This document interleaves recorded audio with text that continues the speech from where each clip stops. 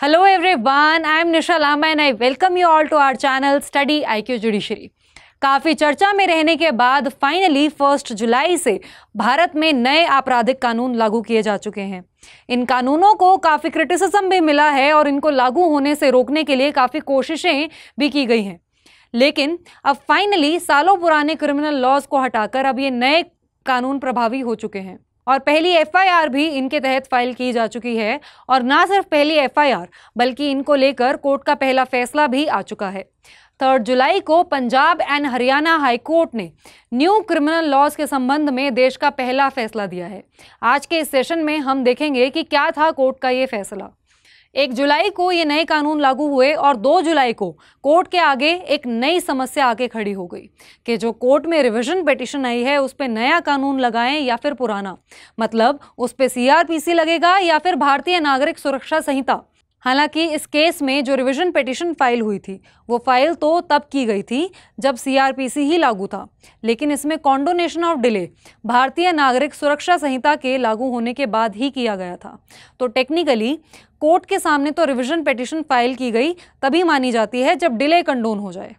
तो कोर्ट के सामने एप्लीकेशन रहेगी कॉन्डोनेशन ऑफ डिले की, रिवीजन पिटीशन की एप्लीकेशन इसमें नहीं थी। वो तब मानी जाती है जब डिले कंडोन हो जाए, और अभी डिले कंडोन तब तक तो नहीं हुआ था जब तक भारतीय नागरिक सुरक्षा संहिता लागू नहीं हुआ था। तो इस केस में ऑनरेबल जस्टिस अनूप चित्कारा ने डिस्कस किया बीएनएसएस का सेक्शन 531। आइए देखते हैं क्या कहता है सेक्शन 531। सेक्शन 531 साफ साफ कहता है कि कोई भी अपील, एप्लीकेशन, ट्रायल, इंक्वायरी या इन्वेस्टिगेशन 30 जून या उससे पहले से पेंडिंग है तो उसको कोर्ट सीआरपीसी के तहत ही डिसाइड करेगा, ना कि नए कानून के तहत। जनरली देखो, जनरल लॉ क्या है? जनरल रूल ये है कि जो प्रोसीजरल लॉज होते हैं वो प्रोस्पेक्टिव इन नेचर के होते हैं। नया कानून आने के बाद नए कानून से ही पेंडिंग मैटर्स को डील किया जाता है। लेकिन अगर एक्ट के अंदर कोई सेविंग क्लॉज दे रखा है तो फिर उस मैटर को उस सेविंग क्लॉज के तहत डील किया जाएगा।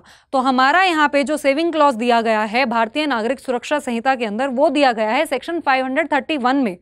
और यही कारण है कि जो मैटर्स तब शुरू हुए थे जब सीआरपीसी लागू था तो उन मैटर्स में सीआरपीसी ही लगेगा, ना कि भारतीय नागरिक सुरक्षा संहिता।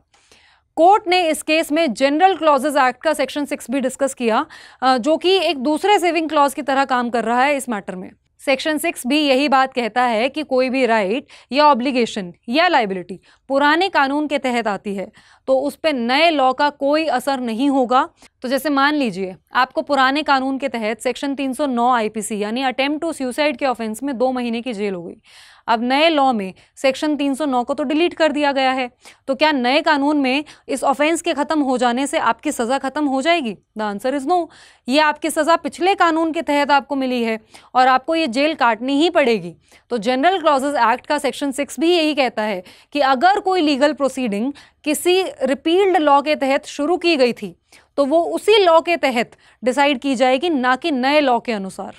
और फिर कोर्ट ने कॉन्डोनेशन ऑफ डिले की एप्लीकेशन के बारे में भी डिस्कस किया और ये पोजीशन ले डाउन की कि अगर किसी भी अपील या एप्लीकेशन में डिले को कंडोन किया जाता है तो वहाँ लगता है डॉक्ट्रिन ऑफ रिलेटिंग बैक, और ये अज्यूम किया जाता है कि ये अपील या एप्लीकेशन लिमिटेशन पीरियड एक्सपायर होने से पहले ही फाइल की गई है, यानी वो अपील या एप्लीकेशन को बैक डेट पे फाइल किया हुआ माना जाएगा। इस वजह से इस केस में रिवीजन पिटीशन के लिए माना जाएगा कि ये तभी ही फाइल की गई थी जब सीआरपीसी लागू था, क्योंकि बैक डेट से इसको पेंडिंग मान रहे हैं। इसलिए कोर्ट इसको सेक्शन 401 सीआरपीसी में इस मैटर को सुनेंगे, ना कि 442 भारतीय नागरिक सुरक्षा संहिता में।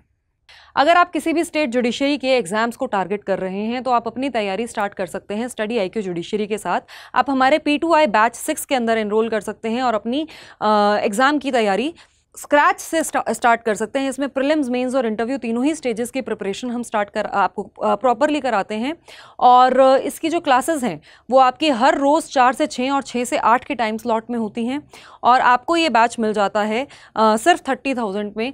30,000 में इस बैच को लेने के लिए आपको यूज़ करना होगा मेरा कोड निशा लाइव। मेरा कोड निशा लाइव इस्तेमाल करके आपको मिल जाएगा मैक्सिमम डिस्काउंट। आपको इस बैच में हम सारे के सारे major laws, minor laws, local laws GK, GS, current affairs, legal current affairs, English, Hindi, आपके एग्जाम में आने वाला A to Z सिलेबस हम कवर करवाते हैं from prelims, mains as well as from the point of interview as well. और इस batch में आपको हम प्रोवाइड करते हैं नोट्स, मतलब आप जो भी क्लासेस अटेंड करते हैं उनके आपको हैंड रिटन नोट्स आपको मिलते हैं, मतलब जो लेक्चर आप अटेंड कर रहे हैं साथ साथ उसके कोई हैंड रिटन नोट्स आपके लिए बना रहा है, आप उनको अवेल कर सकते हैं, आपको वो भी मिल जाते हैं ऐप पर। साथ साथ आपको हर सब्जेक्ट के क्रक्स नोट्स मिलते हैं जिससे आप सारा का सारा कंटेंट रिवाइज कर सकते हैं, आपके प्रीलिम्स और मेंस में वो बहुत हेल्प करता है। और आपको हर रोज़ MCQs मिलते हैं जिससे आप प्रीलिम्स के पॉइंट ऑफ व्यू से प्रिपरेशन कर सकते हैं, और आपको हर वीक मेंस आंसर राइटिंग के लिए क्वेश्चन मिलता है।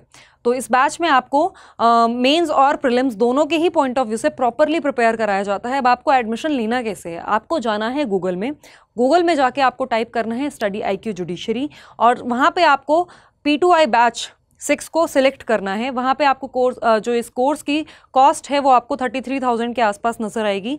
वहाँ पे प्रोमो कोड में आपको एक ऑप्शन मिलेगा प्रोमो कोड अप्लाई करने का, वहाँ पे आपको ये कोड निशा लाइव एंटर करना है। अप्लाई करेंगे तो आपका ऑटोमेटिकली प्राइस रिड्यूस हो जाएगा और आपको ये कोर्स मिल जाएगा 30,000 में। इसमें आपको जैसा कि मैंने आपको बताया सारे के सारे नोट्स आपको मिल रहे हैं, प्लस आपको जो नोट्स मिल रहे हैं वो आपको हिंदी में भी मिल रहे हैं और इंग्लिश में भी मिल रहे हैं।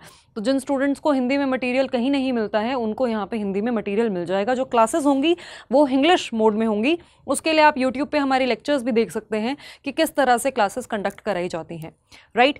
तो अगर आपको कोई भी डाउट हो आप मुझसे कनेक्ट कर सकते हैं ऑन माई टेलीग्राम चैनल। मेरे टेलीग्राम चैनल का लिंक आपको डिस्क्रिप्शन बॉक्स में मिल जाएगा। Thank you.